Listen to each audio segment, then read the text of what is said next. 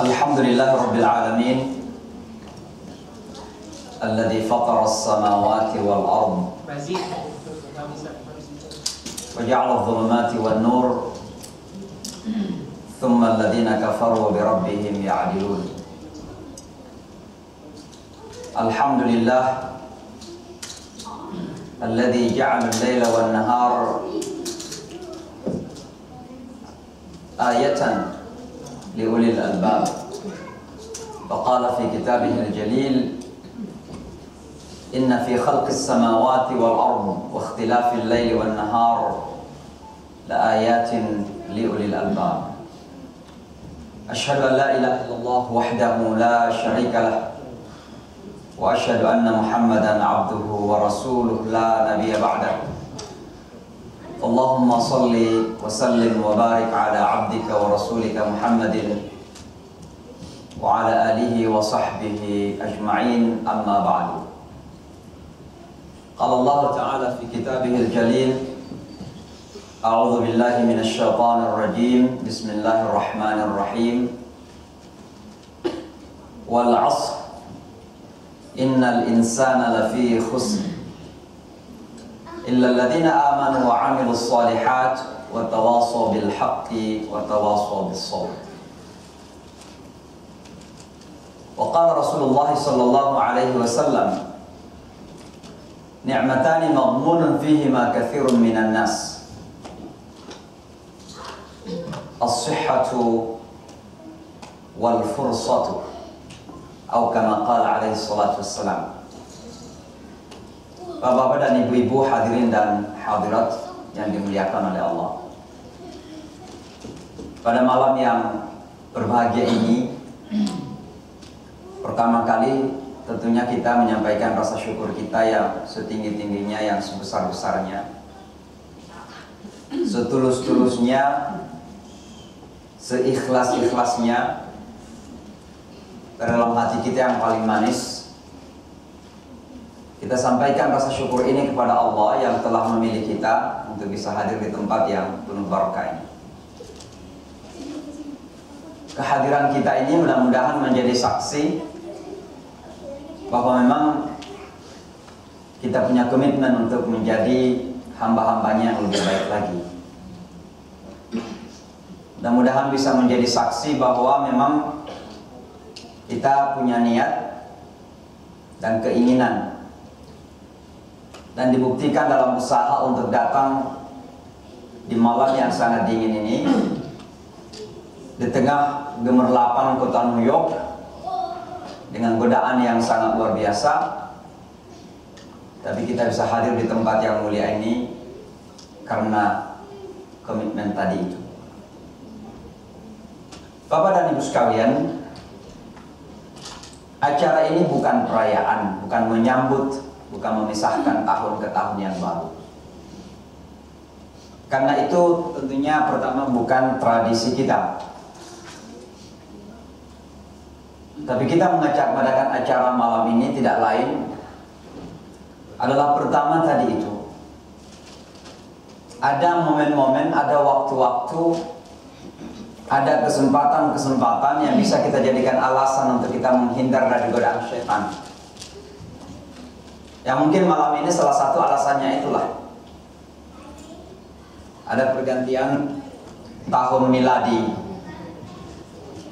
alasan untuk bisa kita datang ke masjid daripada terjatuh dalam perangkap pelukan syaitan, sehingga kita jadi alasan untuk menghindar dari godaan syaitan tersebut. Ada momen-momen tertentu, terkadang manusia itu punya hati, keterikatan hati, sehingga seringkali kita perlu jeli dalam melihat kesempatan-kesempatan tersebut, walaupun mungkin dikategorikan sebagai kesempitan. Di dalam sejarah Islam, yang namanya taktis, usaha-usaha untuk mencari cara-cara yang terbaik, momentum-momentum yang tepat untuk meningkatkan iman kita ini, itu berproses terus-menerus. Karena ada masa-masa di mana iman kita ini menjadi apa yang disebut dalam bahasa Arab futur. Terjadi kejenuhan. Sekuat apapun orang itu salat malam, sekuat apapun orang itu memperlihatkan what so called tanda-tanda keislaman dalam bentuk lahiriahnya, pakai kopiah, pakai baju Arab, pakai baju Pakistan, macam-macam lah tanda-tanda lahiriah yang dikatakan tanda-tanda iman. Gak ada salahnya. Tapi ada masa-masa di mana kita mengalami yang disebut dengan kejenuhan iman itu. Kenapa? Karena yang namanya iman itu tempatnya di hati, dan hati manusia itu berproses terus-menerus berputar. Ada masa-masa di mana hati itu betul-betul menjadi kuat dalam keimanan. Ada masa-masa di mana hati kita tiba-tiba menjadi lemah di dalam menghadapi godaan-godaan dan tantangan-tantangan iman itu sendiri. Nah, malam ini, di saat manusia merayakan pergantian tahun 2014 ke 2015, adalah malam di mana hati kita rentan untuk tergoda. Dan di sini akan teruji bagaimana respon hati kita terhadap apa yang ada di sekitar kita. Boleh jadi ada yang melihat acara ini kan sangat sederhana, tidak terlalu menarik, tidak ada sesuatu yang baru, ya biasa-biasa saja. Lalu kemudian dalam pikiran kita, benak kita itu sudah terimajinasikan bermacam-macam yang ada di luar sana. Dan ini adalah merupakan bisikan-bisikan yang tanpa kita sadari sebenarnya. Karena kalau kita kembali kepada bisikan iman, pasti iman kita akan mengatakan, duduk di masjid itu saja, duduk saja, itu sudah merupakan ibadah. Apalagi kalau duduk di masjid itu dengan niat i'tikaf, diisi dengan membaca Al-Quran, diisi dengan zikir, diisi dengan sholat-sholat sunnah, diisi dengan majelis ta'lim. Apalagi sebentar kita akan melakukan zikir-zikir Asmaul Husna misalnya, sesuatu yang sangat luar biasa. Apalagi dalam tradisi Indonesia, alhamdulillah, apa kurangnya makanan kita juga tidak kurang. Pak Mu'min telah menyiapkan makanan yang sangat dahsyat. Bapak dan Ibu sekalian, oleh karenanya kehadiran kita pada malam hari ini adalah sebuah kenikmatan yang luar biasa. Yang mungkin kenikmatan yang terkadang tidak bisa kita definisikan. Tapi terjaganya kita dari godaan-godaan, gangguan-gangguan, tantangan-tantangan yang ada di luar sana, dan menjadikan kita bisa terdampar dan hadir di sini duduk pada malam ini, adalah kenikmatan itu sendiri. Sebentar lagi kalau ada kesempatan saya akan duduk dengan anak-anak kita, ngomong-ngomong dengan mereka, ngobrol-ngobrol dengan mereka. Tentu ini adalah kesempatan yang baik. Bapak dan Ibu sekalian, saya tidak ingin berceramah panjang pada malam hari ini. Saya hanya ingin mengingatkan diri saya dan kita semua bahwa sesungguhnya pergantian itu kan adalah kata lain daripada perubahan. Berganti, berubah. Pergantian waktu itu artinya perubahan waktu. Esensinya adalah terjadi pergeseran, terjadi pergerakan.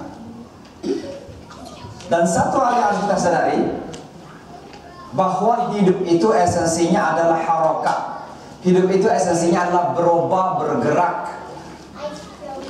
Kalau pergerakan sudah tidak terjadi dalam kehidupan ini, maka itu adalah kehidupan yang berpura-pura, sudah mengalami kematian. Dan itu bisa kita lihat dalam segala lini kehidupan kita, terjadi pergerakan, terjadi pergantian. terjadi pergeseran. Umur kita ini bergeser, berganti, bergerak terus menerus. Dari umur balita menjadi remaja, dari umur remaja tumbuh menjadi dewasa, mencapai puncak kedewasaan umur 40 tahun, kira-kira sampai 50 tahun ya, dasar-dasarnya gitu-gitu juga. 50 tahun sudah mulai menurun, sedikit-sedikit kena hujan, masuk angin, sakit kepala, baru lari 5 meter, 5 kilo, sudah sakit lutut. Itu pergeseran yang terjadi dalam hidup kita. Demikian juga segala sesuatu yang ada pada physical existence kita, wujud fisik kita ini, itu juga terjadi pergerakan terus menerus. Jantung memompah darah, darah ini kemudian mengalir ke seluruh aspek kehidupan kita, ke seluruh bagian tubuh kita ini. Kalau sampai ada darah yang membandel dan tidak mau mengalir ke jari-jari ini, maka jari ini pasti mati. Maka sudah pasti darah itu terus mengalir, bergerak, berubah. Nerve akal pemikiran kita ini juga demikian. Bahkan di saat kita tidur pun, nerve kita ini tetap berjalan. Karena akal pemikiran kita ini tidak pernah berhenti. Ada di masa-masa di mana kita kuasai, ada di masa-masa di mana di luar kekuasaan kita. Kalau kita sedang tidur, maka nerve akal pemikiran kita ini berada di luar kekuasaan kita, tapi tetap berjalan. Kalau sampai otak kita ini tidak berjalan, anggaplah misalnya terjadi penyumbatan darah dan otak kita tidak berjalan lagi, maka terjadilah apa yang disebut dengan dead brain. Dia mati otak. Dan ketika sudah terjadi mati otak seperti itu, maka itu berarti dia sudah mengalami kematian. Oleh sebab itulah Bapak dan Ibu sekalian, ketika orang berbicara tentang pergantian waktu, maka itu satu kecil dari perubahan pergantian yang terjadi dalam hidup kita. Tapi terkadang kita tidak sadari. Sebegitu dahsyatnya diperingati, begitu dahsyatnya dirayakan, tapi kita tidak sadar bahwa pergantian-pergantian, perubahan-perubahan, pergerakan terus-menerus terjadi dalam kehidupan kita ini. Kalau sebab itulah, maka kita harus antisipasi perubahan itu. Kita harus sadari perubahan itu. Sebab menyadari perubahan itu sendiri, kita akan sadar bahwa tanpa kita sadar, kita bisa menjadi victim, korban dari perubahan-perubahan yang terjadi itu. Dan segala sesuatunya ternyata harus memang diantisipasi. Bapak dan Ibu sekalian, di dalam Al-Quran digambarkan bagaimana alam semesta ini bergerak. Orang Indonesia biasanya kan paling senang membaca surat Yasin, kitab. Kalau masuk rumah baru Yasin, ada yang sehat Yasinan, ada yang mati juga masih Yasinan. Ya, Yasin. Sehingga masyarakat Muslim Indonesia terkadang identik dengan masyarakat Yasin. Tapi itu bagus, minimal ada satu surah yang identik dengan kita. Daripada nggak ada terus, nggak ada sama sekali surahnya, mendingan ada surah Yasin. Dan surah Yasin itu adalah jantungnya Al-Quran. Itu adalah jantung daripada Al-Quran. Punya fadail, punya keutamaan-keutamaan yang sangat luar biasa. Nah, di surah Yasin itu digambarkan begini, bahwa betapa galaksi yang ada di alam semesta ini itu saling berputar. Siang dan malam berganti, matahari, bintang-bintang, bulan juga demikian silih berganti.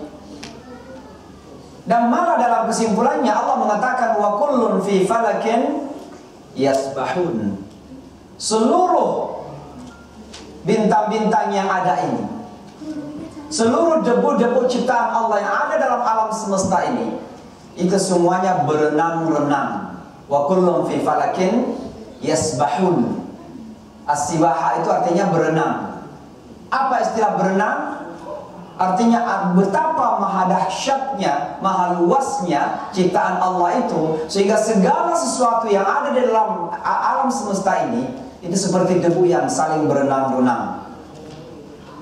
Tapi dahsyatnya juga, debu-debu ini tidak pernah saling tabrakan. Tidak pernah saling tabrakan. Kenapa? Karena sudah ada aturan yang Allah Subhanahu wa ta'ala telah tetapkan. Allah Subhanahu wa ta'ala telah menetapkan aturan-aturan yang jelas, sehingga tidak pernah saling berbenturan. Ada masanya nanti. Mungkin Bapak dan Ibu mudah-mudahan tidak mengalami itu, tapi ada masanya di mana bintang-bintang saling berbenturan. Ketika langit akan dilipat, lautan akan meluap-luap, gunung-gunung Merapi akan meletus semuanya. Baru satu saja luapan laut kecil, bagian kecil dari laut yang meluap. Dalam waktu beberapa saat, ratusan nyawa melayang di Aceh. Itu bagian kecil dari laut yang meluap. Bayangkan kalau lautan Hindi, ya, Indian Ocean, dan semua samudera yang ada di dunia ini meluap. Apakah ada yang bisa lari ke atas gedung tertinggi di kota New York ini dan bisa menyelamatkan diri? Tidak akan bisa, Bapak dan Ibu sekalian. Begitu laut naik, angin menghembus, gunung Merapi meletus, bintang saling tabrakan, manusia mau kemana? Dan manusia ini adalah tidak lebih dari debu-debu yang paling kecil, dan terkadang sebenarnya physically termasuk yang paling lemah menghadapi dahsyatnya kekuatan alam semesta ini. Oleh karenanya Bapak dan Ibu sekalian, kita harus sadari bahwa segala sesuatu dalam hidup ini sedang terjadi pergerakan, dan semua itu di bawah kontrolnya Allah Subhanahu wa ta'ala. Kita diingatkan kekuasaannya Allah Subhanahu wa ta'ala, diingatkan kehebatan dan kemahaesaan Allah Subhanahu wa ta'ala. Lalu sebab itu yang pertama sekali kita harus ingat pada malam hari ini adalah kebesaran Allah. Kebesaran Allah yang tidak terbatas.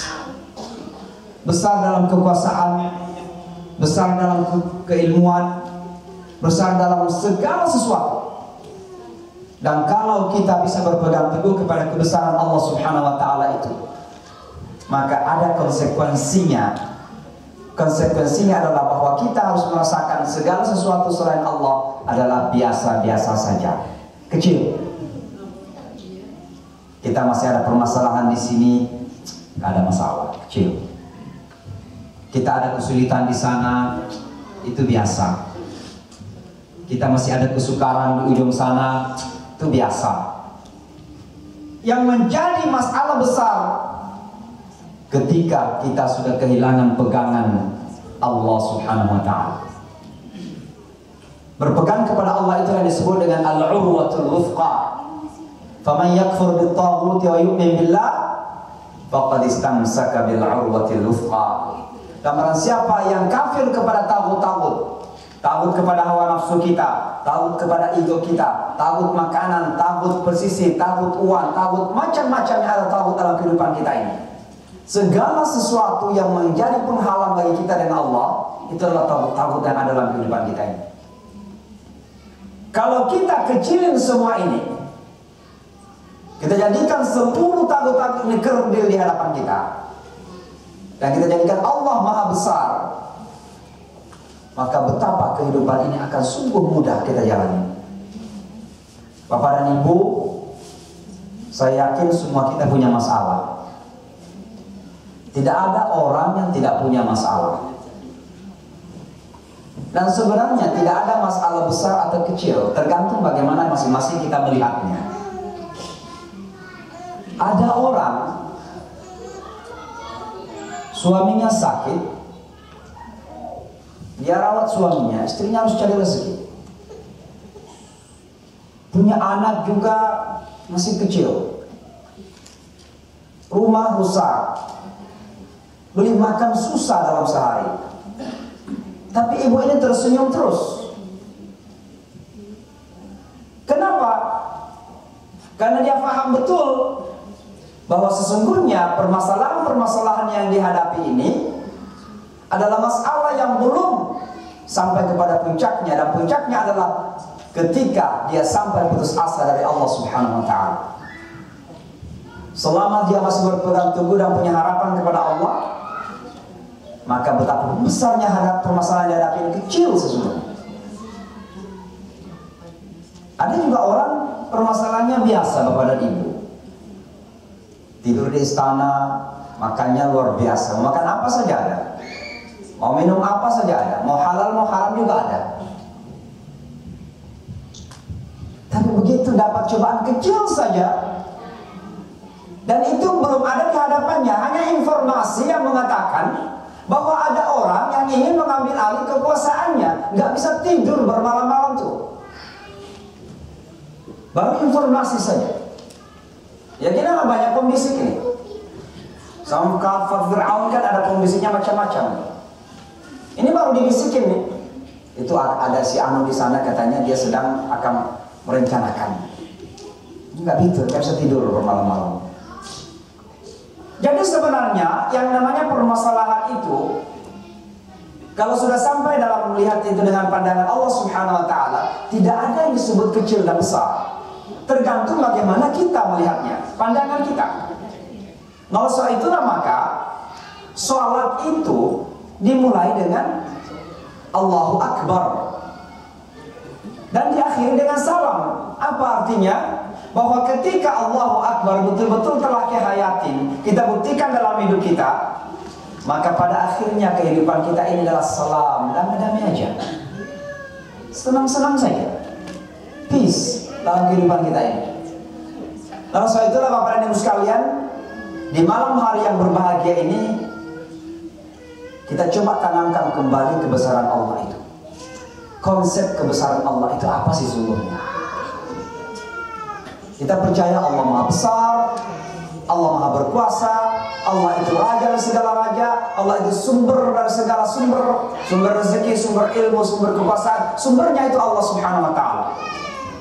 Pertanyaannya, ketika kita sudah sampai dalam kehidupan yang nyata, bagaimana yang tadinya kita itu jadikan sebagai sokol keimanan, mampu nggak kita translate, kita terjemahkan dalam kehidupan nyata itu? Dan ternyata disitulah inti daripada ujian iman. Kenapa ada orang yang nampaknya beriman gitu ya, beriman alhamdulillah, tapi diuji terus ya? Karena itulah inti iman. Inti iman itu akan sampai pada puncaknya di mana kita akan diuji dengan ujian yang sangat dahsyat oleh Allah Subhanahu wa ta'ala.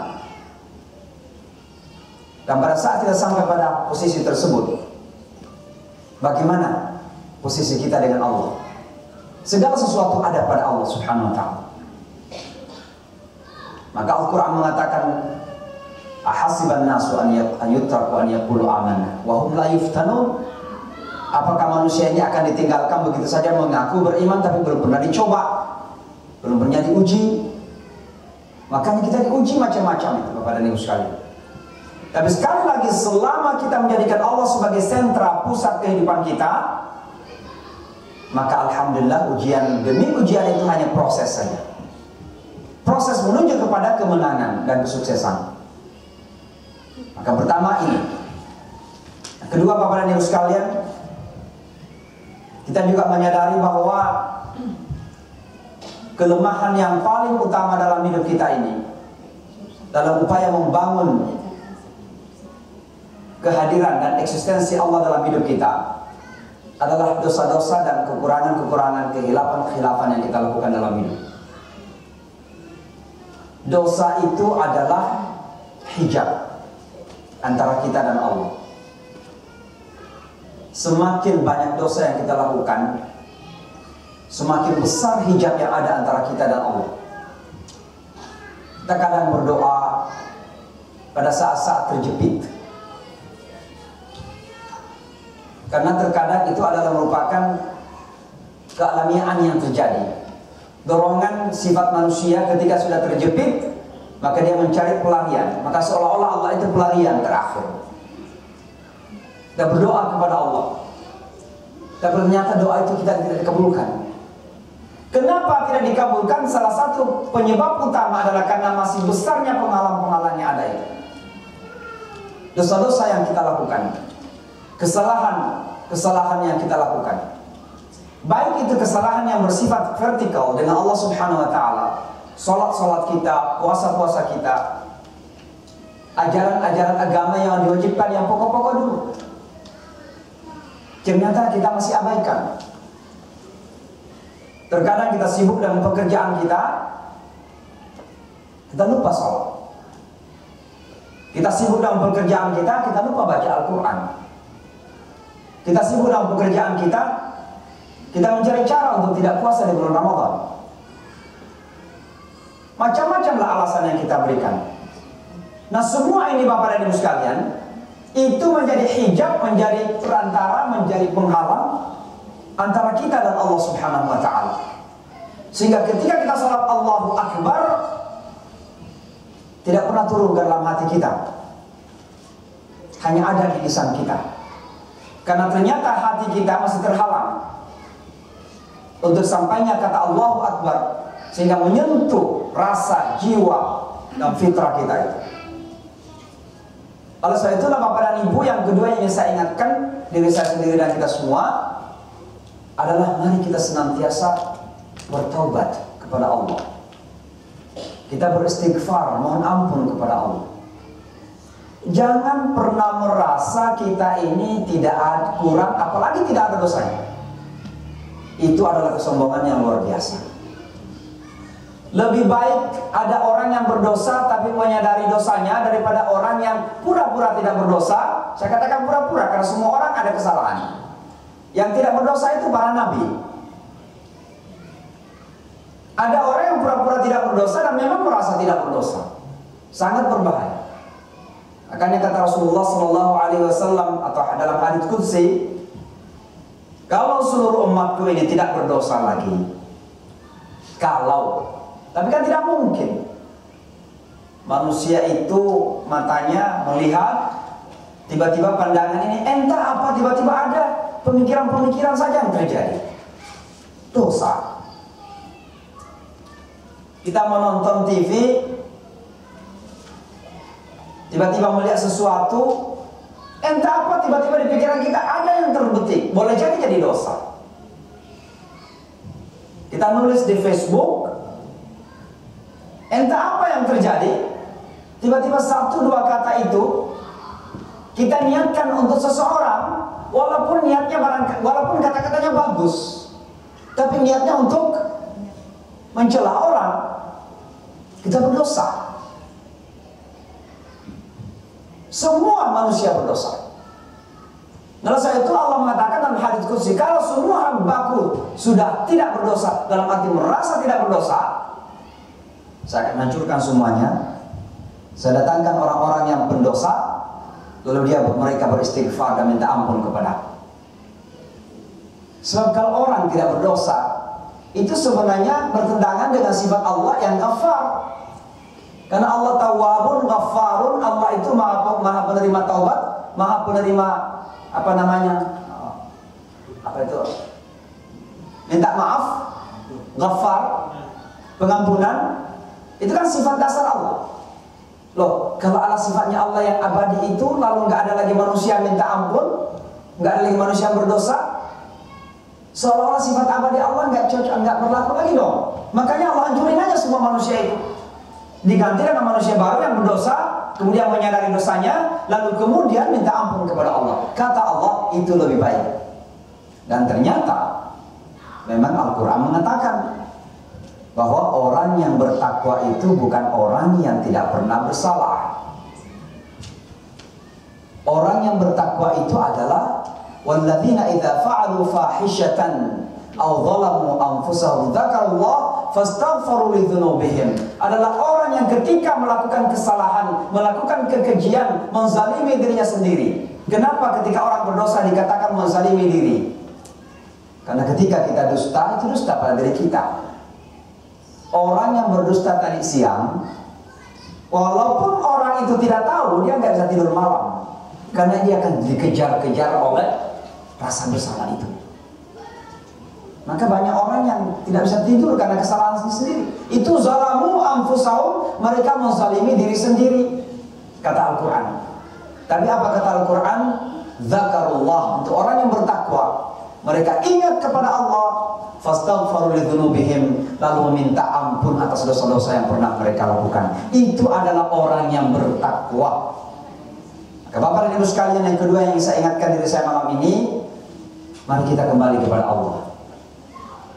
Mari kita beristighfar, kita bertaubat atas segala kekurangan dan kehilafan kita semua. Yang ketiga, orang mukmin itu selalu punya harapan. Selalu punya harapan. Orang mukmin itu tidak pernah habis harapan, tidak pernah putus harapan. Karena kenapa? Putus harapan itu identik dengan kekufuran di dalam bahasa Al-Quran. Innahu la ya'asu min rahmatillah illa al-qaumul kafirun. Tidak ada yang putus asa dari rahmat Allah kecuali orang-orang yang kafir saja. Selama kita punya iman, selama itu punya pula kita punya harapan. Sehingga Rasulullah sallallahu alaihi wasallam, bayangkan Bapak dan Ibu sekalian, selama sekitar 13 tahun di Mekah, itu terjadi pergelutan antara iman dan kemanusiaannya sebagai Rasul, dan kemanusiaannya sebagai manusia biasa. Terkadang ada saat-saat di mana beliau mempertanyakan kapan pertolongan Allah datang. Dan sahabat-sahabat juga mempertanyakan kapan pertolongan Allah datang. Mereka dihina, mereka disiksa, bahkan ada yang dibunuh. Pengikutnya juga tidak bertambah-tambah begitu banyak di Mekah itu. 10 tahun, 11 tahun, puncak penentangan kepada dakwah ini. Terkadang Rasulullah SAW dalam bahasa Al-Quran, yadhiqu sadruk, dadanya itu menjadi sempit, seolah-olah sudah stuck, putus harapan. Tapi kemudian Al-Quran memberikan kabar gembira. Bahkan di saat puncak penentangan orang Quraisy Mekah ketika itu kepada Rasulullah, Allah Subhanahu wa ta'ala untuk memperlihatkan kemahakuasaannya, bahwa Allah mampu melakukan apa saja yang Allah kehendaki, Rasulnya diberangkatkan untuk berisra dan mi'raj. Luar biasa itu Bapak dan Ibu. Pamannya meninggal dunia, istrinya meninggal dunia, tantangan dari kafir Quraisy semakin menjadi-jadi, boikot ekonomi pada masa itu. Ada yang mengatakan Bani Hashim, keluarga Bani Hashim itu sampai makan sisa-sisa daun keringnya ada. Tantangannya luar biasa. Tapi di saat-saat seperti itulah Allah memutuskan untuk memperlihatkan kepada hamba yang dicintainya sebuah kekuasaan untuk memberangkatkan Rasulullah dari Masjidil Haram ke Masjidil Aqsa, dan dari Masjidil Aqsa ke Sidratil Muntaha. Tidak ada lain adalah memperlihatkan kekuasaan Allah Subhanahu wa ta'ala. Maka Bapak dan Ibu sekalian, tumbuh lagi kesadaran, keyakinan Rasulullah bahwa harapan itu ada. Giat kembali beliau berdakwah. Mulai kembali ada yang masuk Islam, ada yang kemudian karena kejadian Isra Mi'raj keluar dari Islam, minimal ada yang kembali menjadi ragu-ragu. Tapi ternyata itu adalah proses ujian untuk menjadikan mereka semakin kuat dalam keimanan dan keislaman mereka. Singkat cerita Bapak dan Ibu sekalian, harapan Rasulullah tidak pernah putus hingga masanya lah hijrah. Dan lebih singkat cerita lagi, hanya dalam waktu 10 tahun seluruh semenanjung Arabia di bawah kekuasaan Rasulullah SAW.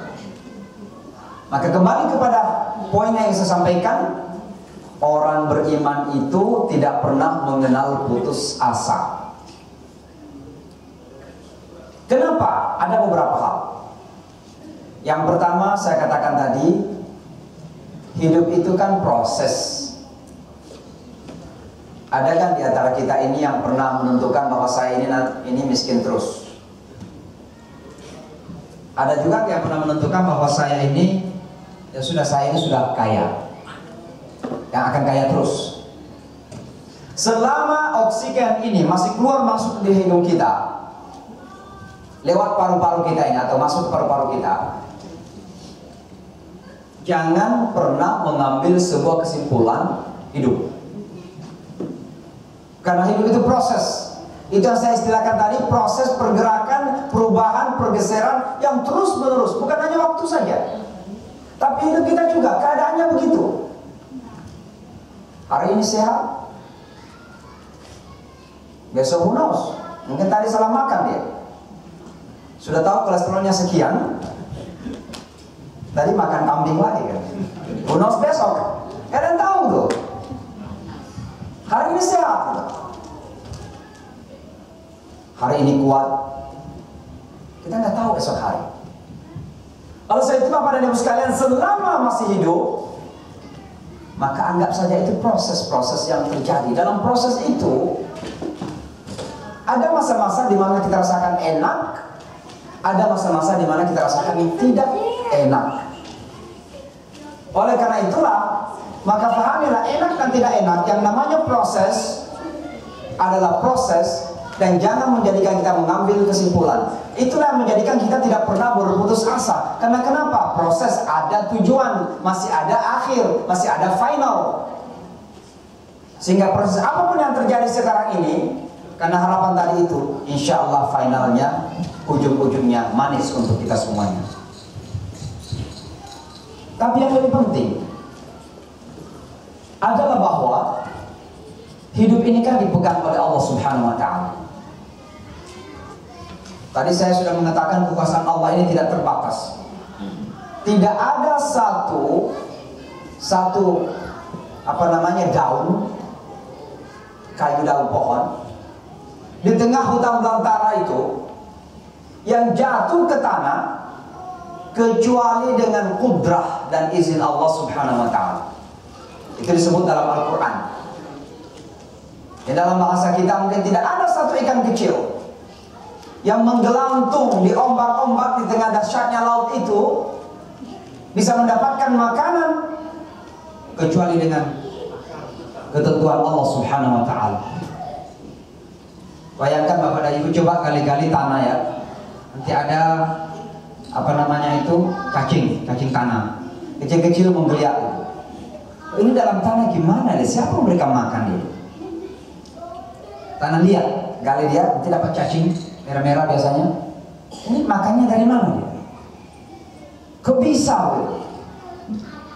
Ini jaminan Allah dalam Al-Quran. Wa ma min dabbatin fil ardi illa 'ala Allah. Tanggung jawab Allah untuk memberikan rezeki kepada semua yang Allah ciptakan. Apalagi kita ini manusia.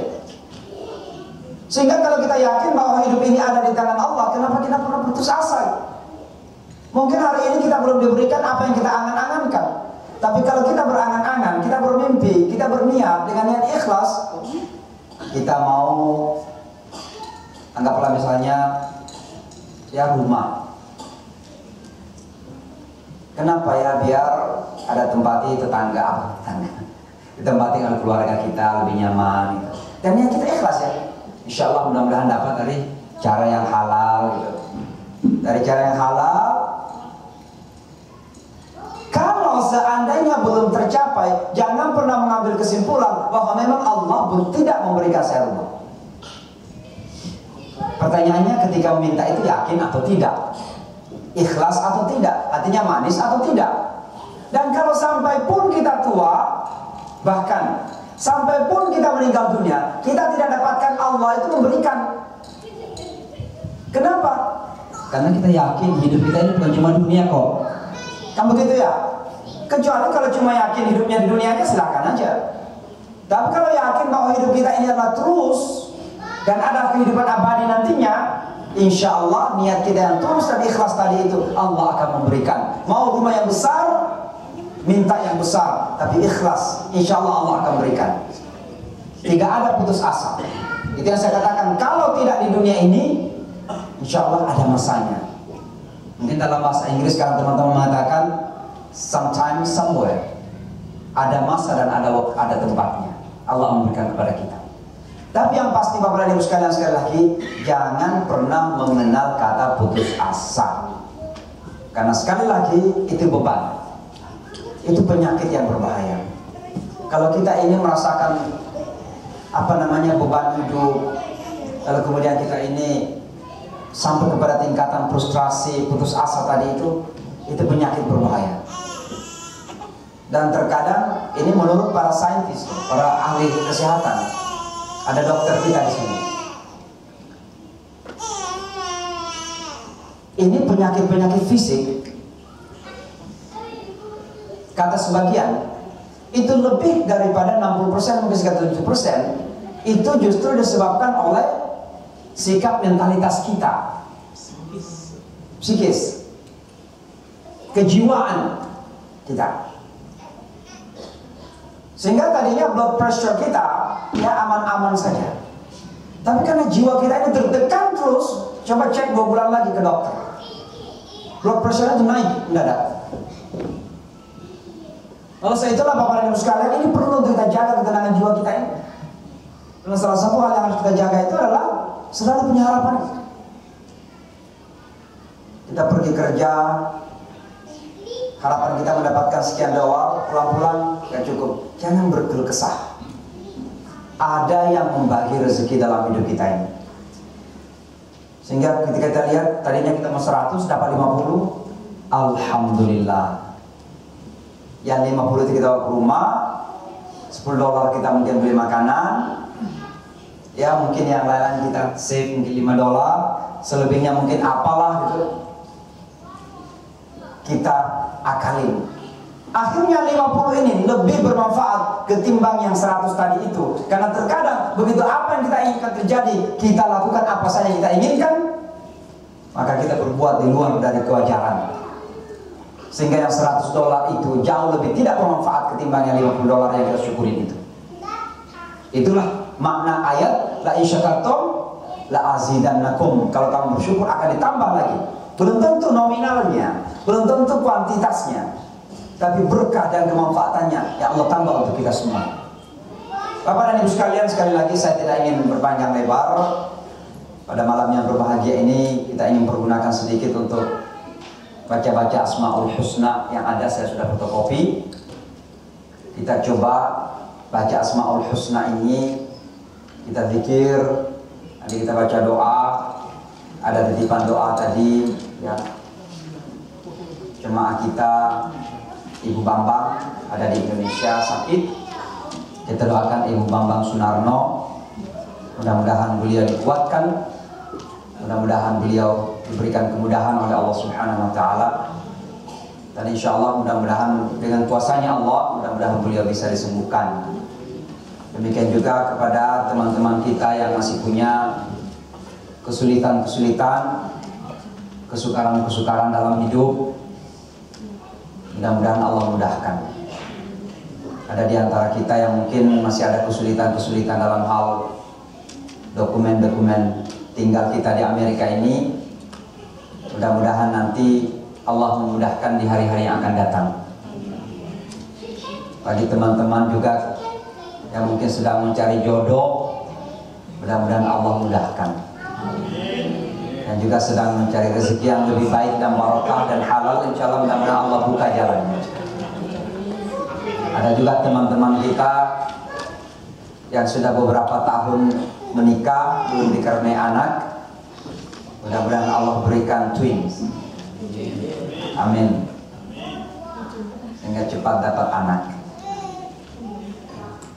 Ada di antara kita ini kan, kalau saya sebentar lagi setengah lusin, ada yang mau ikut enggak? Pak Yahya ini belum nih, baru 3. Mari kita mulai dengan, saya minta 1 kopi itu. Saya juga belum hafal ini Asmaul Husna, jadi kita sama-sama membaca saja. Kita lakukan ya, lagunya apa adanya saja.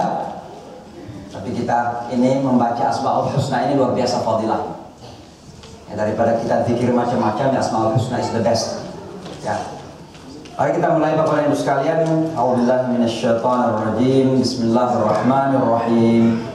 Huwallahu alladzi la ilaha illa hu Ar-Rahman Ar-Rahim Al-Malikul Quddus As-Salamul Mu'min Al-Muhaiminul Aziz Al-Jabbarul Mutakabbir Al-Khaliqul Bari Al-Musawwirul Ghaffar Al-Qahhar Wahhabur Razzaqul Fattah Al-Alimul Qabidul Basitul Khafid Ar-Rafi'ul Mu'izz Al-Mudhillus Sami'ul Basirul Hakam Al-Adlul Latif Al-Khabirul Halimul Azim Al-Ghafurul Syakurul Alim Al-Kabirul Hafizul Muqit Al-Hasibul Jalilul Karim Ar-Raqibul Mujibul Wasi' Al-Hakimul Wadudul Majid Al-Ba'ith Al-Shahidul Haqq Al-Wakilul Qawiyul Matin Al-Waliyul Hamidul Muhsi Al-Mubdi'ul Mu'idul Muhyi Al-Mumitul Hayyul Qayyum Al-Wahidul Wahidul Majid Al-Ahadus Samadul Qadir Al-Muqtadirul Muqaddimul Muakhir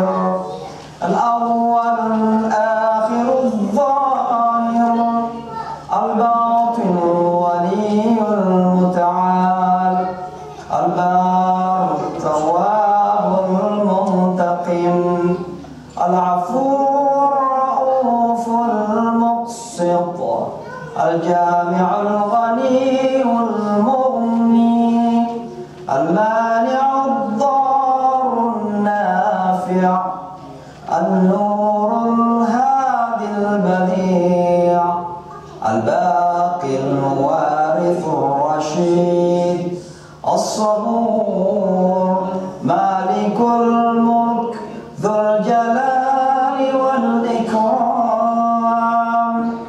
Kita baca surah Al-Fatihah sama-sama. A'udzubillahi minasyaitonir rajim. Bismillahirrahmanirrahim. Alhamdulillahi rabbil alamin. Ar-Rahmanir Rahim. Maliki yaumiddin. Iyyaka na'budu wa iyyaka nasta'in. Ihdinas siratal mustaqim.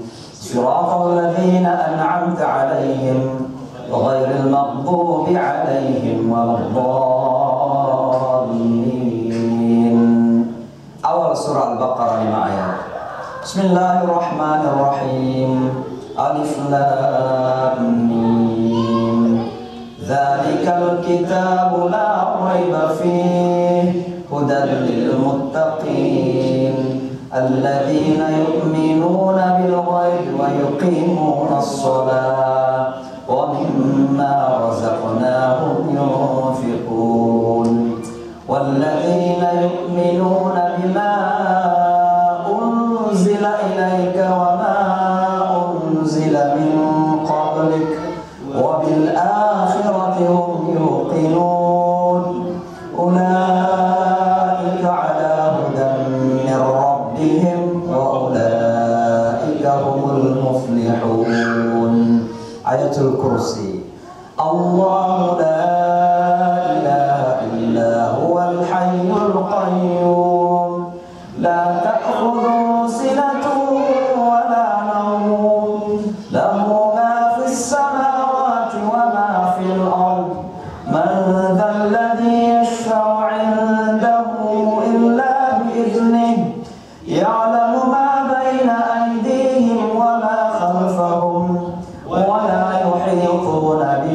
شيء من علمه إلا بما شاء وسع كرسيه السماوات والأرض ولا يؤوده حفظهما وهو العلي العظيم. 3 ayat dari terakhir dari surat Al-Baqarah. Lillahi ma fis samawati wa ma fil ard wa in tubdu ma fi anfusikum aw tukhfuhu yuhasibukum bihi Allah fayaghfir liman yasha'u wa yu'adhibu man yasha'u wallahu ala kulli shay'in qadir.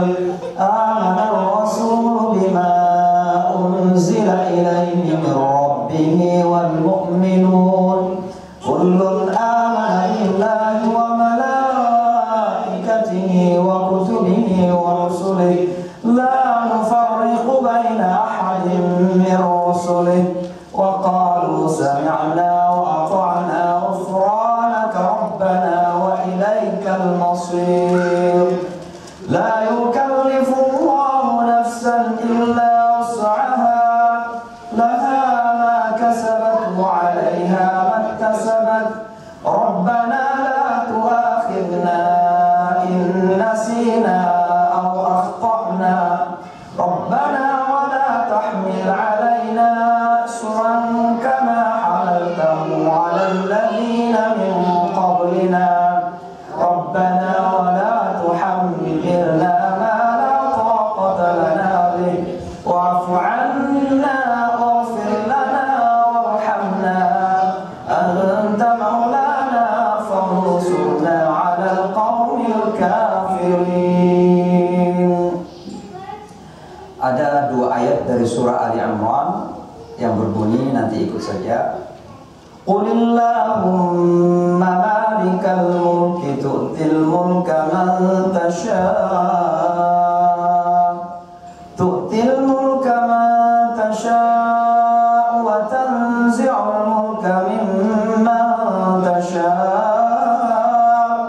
wa tu'izzu man tasha' wa tudhillu man tasha' biyadikal khairu innaka ala kulli shay'in qadir.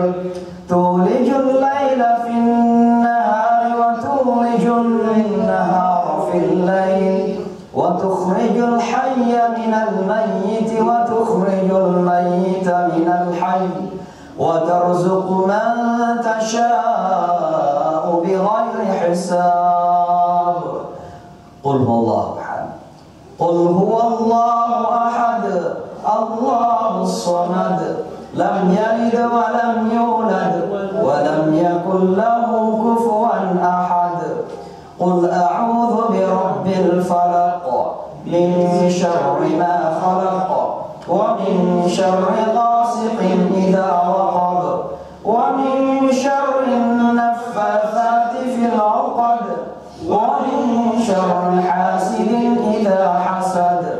Qul a'udzu birabbin nas malikin nas ilahin nas min syarril waswasil khannas alladzi yuwaswisu fi sudurin nas minal jinnati wan nas.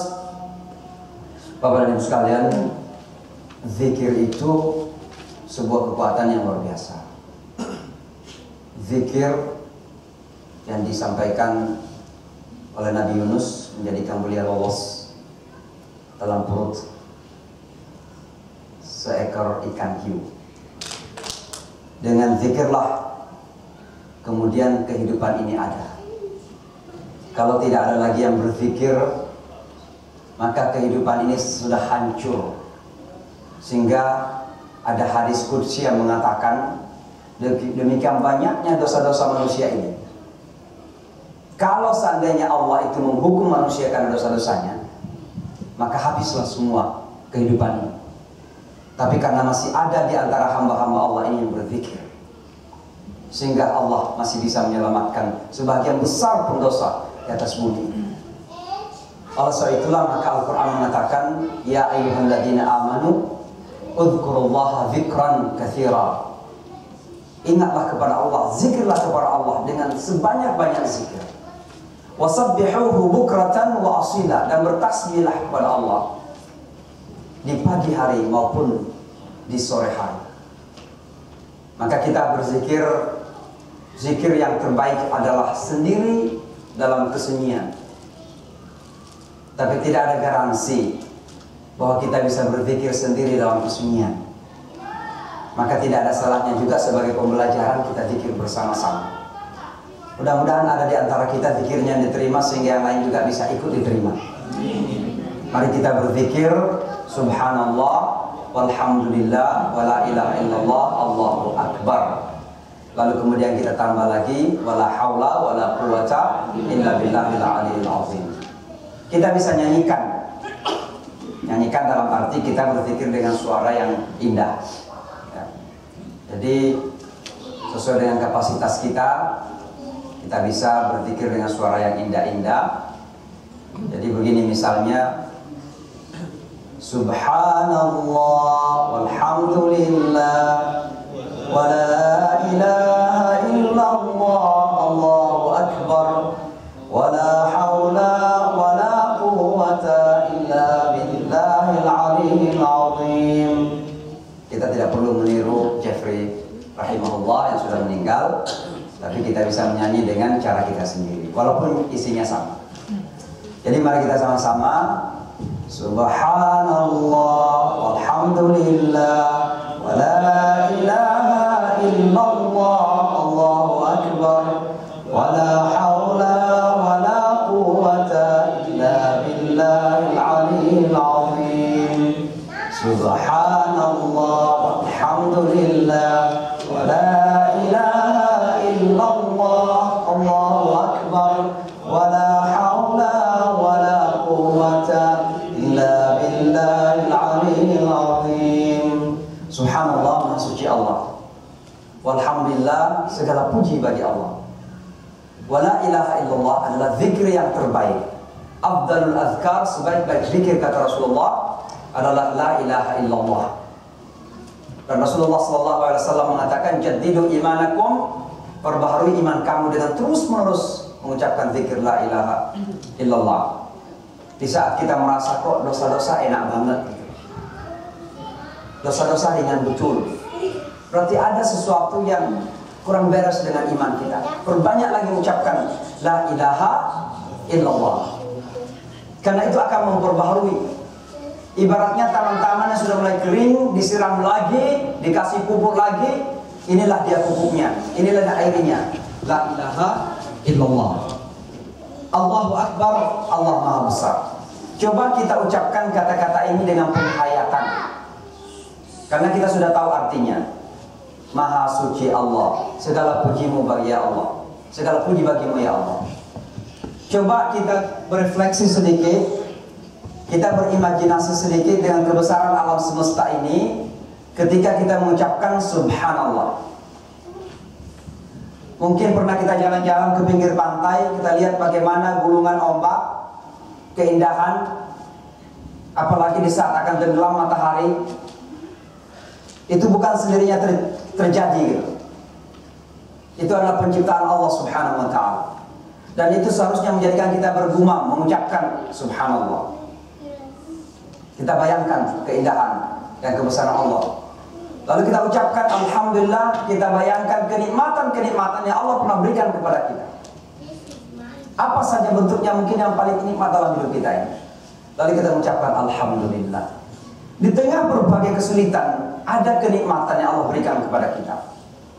Kita sampaikan alhamdulillah. Lalu Allahu Akbar kita tanamkan kembali dalam jiwa kita. Tiada yang harus kita pertuhankan, tidak ada yang bisa kita pertuhankan, dan kita tidak mau diperbudak oleh apa saja. Hanya satu, hanya Allah Subhanahu wa ta'ala. Lalu kemudian Allahu Akbar kita bayangkan kesulitan-kesulitan, kesukaran-kesukaran, kita ucapkan, masukkan dalam hati itu Allahu Akbar. Mudah-mudahan dengan itu kita merasa ringan dari kesulitan-kesulitan yang ada itu. Lalu la haula wala quwata illa billah, kita bayangkan perjalanan kita ke depan, tantangannya bagaimana, kesukarannya, dahsyatnya bagaimana, luar biasa. Besok mungkin kita tidak tahu apa yang terjadi. Kita belum bisa membayangkan tantangan yang akan kita lihat besok, lusa, bulan depan, tahun depan. Kita ucapkan, kita tanamkan dalam jiwa kita, sebenarnya tidak ada kekuatan. Kita akui kekurangan kita dan kelemahan kita, dhaif kita. Tidak ada kekuatan dalam hidup ini lebih dari kekuatan Allah Subhanahu wa taala. La haula wala quwata illa billahil aliyyil azim. Nah, ini coba kita hayatin, karena kita sudah tahu maknanya. Kita ucapkan, kita hayatin. Kita coba masukkan sedikit demi sedikit ke dalam jiwa kita, ke dalam hati kita. Coba kita baca sekali lagi. Subhanallah walhamdulillah wa la ilaha illallah, Allahu akbar, wa la haula wa la quwwata illa billahil aliyyil azim. Subhanallah walhamdulillah wa la ilaha illallah, Allahu akbar, wa la haula wa la quwwata illa billahil aliyyil azim. Subhanallah walhamdulillah wa la ilaha illallah, Allahu akbar, wa la haula wa la quwwata illa billahil aliyyil azim. Para zikir, Bapak dan Ibu sekalian, kalau coba membaca fadail, keutamaan-keutamaan kata-kata ini, itu luar biasa dinamakan dalam hadis-hadis Rasulullah sallallahu alaihi wasallam. Subhanallah saja dan alhamdulillah, dua kata ini, itu menurut Rasulullah, kalau kita ucapkan dan ikhlas kita hayatin, itu timbangan pahalanya jauh lebih berat daripada dunia dan isinya. Tentunya kita nggak bisa menimbang, memakai timbangan-timbangan fisikal kita di sini, material kita. Karena ini akan kita lihat nanti pada saat kita harus menimbang-nimbang amalan-amalan kita. Ketika kita bisnis, berapa kejujuran, berapa ketidakjujuran. Ketika kita berkata-kata, seperti yang saya katakan tadi, itu yang enak-enak saja, yang elok-elok saja keluar dari mulut ini. Tapi karena niatnya lain. Oh, kamu hari ini ceria banget. Padahal kita udah curiga, jangan-jangan dia tadi dapat sesuatu yang tidak baik gitu. Ada negative thinking, tapi kita masih mengucapkan di mukanya, kok hari ini kamu ceria ya? Ceria banget ya? Padahal dalam benak kita di belakang sini ini mengatakan, ya jangan-jangan tadi dia lagi sedang ngambil hak orang gitu, mencurigai orang. Itu sudah dosa itu. Nanti semua ini akan kita tahu pada saat sudah ditimbang. Amalan-amalan jahat kita di sini, buruk kita di sini. Baru kita lihat ternyata pernah suatu ketika jam sekian, di menit kesekian, saya pernah mengucapkan subhanallah alhamdulillah, ternyata semua ini tidak ada apa-apanya dibandingkan dengan subhanallah walhamdulillah tadi itu. Tamlaan dalam bahasa hadisnya, itu terisi langit dan bumi ini, kebesaran pahala dari Allah dengan mengucapkan kata-kata ini. Sudah kita biasakan. Ini tidak berat sebenarnya, hanya masalah pembiasaan. Tapi yang paling penting adalah masalah keyakinan. Yakinkah kita? Kita mengucapkan subhanallah, yakin gak kita bahwa betapa indahnya ciptaan Allah itu? Tidak ada ciptaan Allah yang tidak indah. Hanya mata kita ini kadang dikibulin oleh akal kita sendiri. Kita melihat anak lahir dalam keadaan buta misalnya, lalu kita mengatakan ini gak indah. Loh, emang kita tahu semua rahasia ciptaan Allah? Padahal yang kita lihat itu hanya matanya saja. Padahal boleh jadi kalau Allah menciptakan anak ini dengan mata yang sempurna, mungkin matanya ini akan menjadi penyebab dia akan masuk neraka nanti. Disitulah keindahan ciptaan Allah Subhanahu wa taala. Bahwa dia diberikan mata karena Allah sudah tahu kalau diberikan mata, maka mata ini akan dipakai untuk menjadikan dia celaka di hari akhirat nanti. Kita tidak pahami keindahan Allah. Kalau kita pahami ini, pasti akan keluar dari mulut kita ketika melihat anak tersebut, subhanallah. Subhanallah. Maka segala sesuatu yang terjadi, kalau sudah kita yakini bahwa itu adalah merupakan qadar Allah, takdir Allah, keputusan Allah, maka innallaha jamilun yuhibbul jamal. Tidak ada yang tidak indah ketika sudah dikaitkan dengan Allah Subhanahu wa taala itu. Jadi subhanallah. Alhamdulillah, kata Rasulullah sallallahu alaihi wasallam, ajaban li amril mu'min. Ajaib, mengagumkan urusan orang-orang yang beriman itu. Inna amrahu kullahu khair. Seluruh urusannya baik-baik, mendatangkan kebaikan. Kenapa? In asabahu khairun syakar. Kalau ada yang baik-baik menurut penilaian dia, menimpa dia bersyukur. Wa in asabahu syarrun sabar.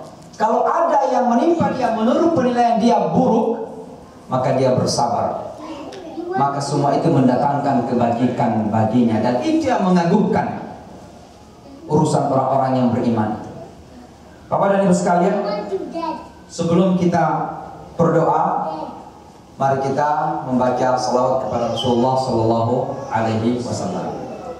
Salawat Ibrahimiyah saja, yang simpel-simpel yang sering kita baca ketika kita sholat. Allahumma salli ala Muhammad wa ala ali Muhammad kama sallaita ala Ibrahim wa ala ali Ibrahim. Allahumma barik ala Muhammad wa ala ali Muhammad kama barakta ala Ibrahim wa ala ali Ibrahim fil alamin innaka Hamidum Majid. Mari kita sama-sama baca. Allahumma salli ala Muhammad wa ala ali Muhammad kama sallaita ala Ibrahim wa ala ali Ibrahim. Allahumma barik ala Muhammad wa ala ali Muhammad kama barakta ala Ibrahim wa ala ali Ibrahim fil alamin innaka Hamidum Majid. Pada akhirnya kita istighfar sebelum kita berdoa. Astaghfirullahaladzim alladzi la ilaha illa huwal hayyul qayyum wa atubu ilaih. Astaghfirullahaladzim alladzi la ilaha illa huwal hayyul qayyum wa atubu ilaih. Astaghfirullahaladzim alladzi la ilaha illa huwal hayyul qayyum wa atubu ilaih. Bapak dan Ibu sekalian, mari kita bersama-sama berdoa. Kita berdoa kepada Allah Subhanahu wa taala untuk kita semua, untuk keluarga kita, untuk sanak kerabat kita, famili kita, baik yang di sini maupun di Indonesia atau di mana saja. Kita mendoakan mereka yang sedang sakit, mudah-mudahan Allah memudahkan, memberikan kesembuhan yang cepat. Dan kita mendoakan mereka yang punya kesulitan, mudah-mudahan Allah memudahkan segala urusan mereka. Mereka yang punya kekurangan-kekurangan, mudah-mudahan Allah lebihkan. Mereka yang masih mungkin membangun komitmen beragama ini masih susah, mudah-mudahan Allah mudahkan untuk kita semua. Bagi mereka yang punya utang, mudah-mudahan Allah mudahkan untuk membayar utangnya. Bagi mereka yang paling penting telah meninggalkan kita, mudah-mudahan Allah membukakan pintu rahmat dan maghfirah untuk mereka semuanya. Untuk orang tua kita yang masih hidup, mudah-mudahan Allah jaga, mudah-mudahan Allah panjangkan umur, mudah-mudahan kita dipertemukan dengan beliau-beliau, dan insya Allah mudah-mudahan mereka tetap diberikan rahmat sebagaimana mereka menjaga kita, membimbing kita, mencintai kita di masa kita kecil dan sampai saat ini. Kita doakan untuk orang tua kita. Kita doakan guru-guru yang pernah mengajar kita.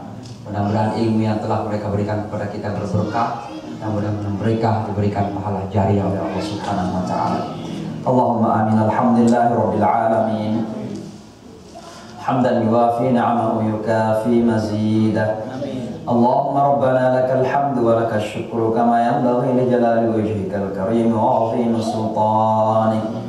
Allahumma salli wa sallim wa barik ala nabiyyika Muhammadin wa ala alihi wa sahbihi ajma'in. Allahumma ya muyassiral umur, yassir lana umurana kullaha waffiqna bi rahmatika ya arhamar rahimin. Allahumma barik lana fi hayatina wa barik lana fi ahalina wa barik lana fi awladina wa barik lana fi banatina wa barik lana fi arzaqina اللهم يسر لنا يا الله في الأمور كلها ووفقنا لما تحبه وترضى اللهم انصر الإسلام والمسلمين اللهم انصر الإسلام والمسلمين اللهم انصر كل من جاهد في سبيلك يا رب العالمين ربنا هب لنا من أزواجنا وذرياتنا قرة أعين واجعلنا للمتقين إماما ربنا ظلمنا أنفسنا وإن لم تغفر لنا وترحمنا لنكونن من الخاسرين اللهم اغفر لنا ولوالدينا وارحمهما كما ربيانا صغارا اللهم اغفر لجميع المؤمنين والمؤمنات والمسلمين والمسلمات الأحياء منهم والأموات ربنا آتنا من لدنك رحمة وهيئ لنا من أمرنا رشدا ربنا آتنا من لدنك رحمة وهيئ لنا من أمرنا رشدا Ya Allah, ya Tuhan kami, pada malam hari ini kami berkumpul ya Allah untuk menyampaikan rasa syukur kami yang tak terhingga atas segala nikmat, atas segala keberkahan hidup, atas kasih sayang dan cintamu kepada kami semua. Ya Allah, ya Tuhan kami, bukakanlah hati-hati kami semua agar kami senantiasa terjaga untuk mensyukuri nikmat-nikmat yang Engkau kurniakan kepada kami. Nikmat kesehatan, nikmat rezeki, nikmat keluarga, nikmat kehidupan ya Allah, ya Tuhan kami.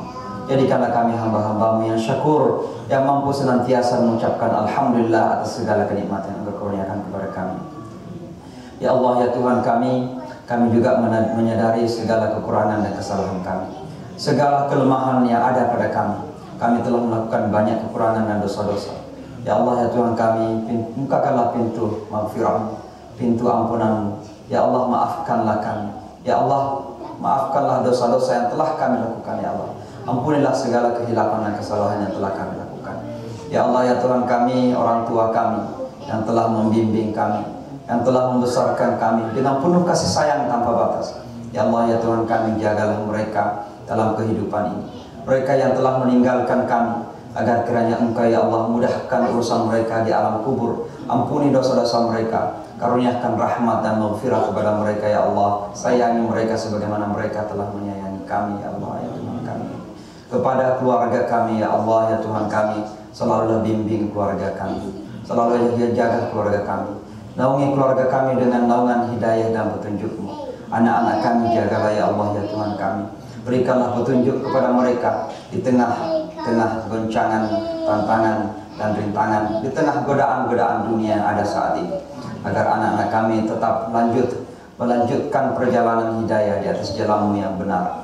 Mereka tetap menjadi muslim yang baik, mereka menjaga salat mereka, menjaga puasa mereka, tetap menjalankan seluruh perintah-Mu ya Allah, dan menjauhi segala dosa-dosa yang Engkau haramkan.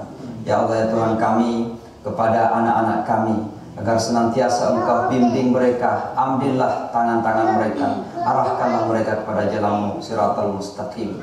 Ya Allah, ya Tuhan kami, mudahkan masa depan mereka, masa depan yang murah, masa depan yang mudah, masa depan yang Engkau ridhai. Tapi yang terpenting ya Allah, mudah-mudahan apapun yang mereka lakukan di masa depan ini, mereka tak menjaga amanah agama ini. Ya Allah, ya Tuhan kami, agama ini adalah amanah di atas pundak kami semua. Berikanlah kekuatan kepada kami untuk menjaga amanah ini. Ya Allah, ya Tuhan kami, kepada Ibu Bambang yang ada di Indonesia saat ini, secara khusus kami bermunajat kepada Engkau ya Allah. Mudah-mudahan Engkau dengan kasih sayang, Engkau dengan kuasa memberikan kemudahan, memberikan kemurahan. Ya Allah, berikanlah kesembuhan kepada Ibu Bambang dan kepada semua teman-teman kami, saudara-saudara kami yang sedang sakit. Berikanlah kesembuhan kepada mereka semuanya. Berikanlah kemudahan kepada mereka semua, kekuatan dalam menghadapi cobaan dari-Mu ya Allah, ya Tuhan kami.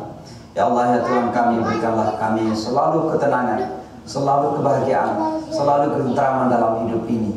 Tapi juga ya Allah, yang paling penting, berikanlah kami kebahagiaan di surga nanti, dan jagalah kami dari api neraka. Rabbana atina fid dunya hasanah wa fil akhirati hasanatan wa qina adzabannar. Taqabbal minna innaka antas samiul alim wa tub alaina innaka antat tawwabur rahim. Subhana rabbika rabbil izzati amma yasifun wa salamun alal mursalin walhamdulillahi rabbil alamin. Demikian Bapak dan Ibu sekalian, mudah-mudahan Allah senantiasa menjaga kita, Mudah-mudahan Allah senantiasa memberkahi segala langkah yang akan kita ambil dalam hidup ini, kapanpun dan dimanapun. Kita berdoa selalu dan sama-sama mendoakan. Adanallah wa iyyakum ajma'in. Wassalamualaikum warahmatullahi wabarakatuh.